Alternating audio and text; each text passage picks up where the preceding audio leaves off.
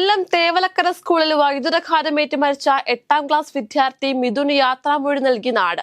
പൊതുദർശനത്തിനായി മൃതദേഹം സ്കൂളിലെത്തിച്ചു. സഹപാഠികളും അധ്യാപകരും നാട്ടുകാരും അന്ത്യാഞ്ജലി അർപ്പിക്കും. തുടർന്ന് മൃതദേഹം ശാസ്താംകോട്ട വിളത്തറകിലെ വീട്ടിലെത്തിക്കും.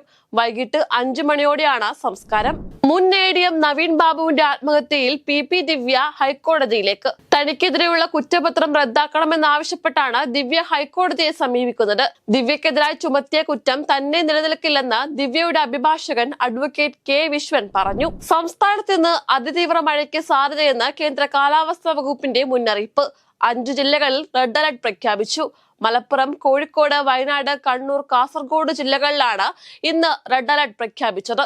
എറണാകുളം, ഇടുക്കി, തൃശൂർ, പാലക്കാട് ജില്ലകളിൽ ഓറഞ്ച് അലർട്ടാണ്. ഓപ്പറേഷൻ സിന്ദൂറിനെ പറ്റി വിവാദ പരാമർശവുമായി US president Donald Trump. Operation സിന്ദൂറിൽ 5 യുദ്ധവിമാനങ്ങൾ വെടിവെച്ചിട്ടതായാണ് ട്രംപ് പ്രതികരണം നടത്തിയത്. വൈറ്റ് ഹൌസിൽ റിപ്പബ്ലിക്കൻ സഭാംഗങ്ങൾക്കൊപ്പം നടത്തിയ സ്വകാര്യ വിരുന്നിലായിരുന്നു ട്രംപിന്റെ പരാമർശം.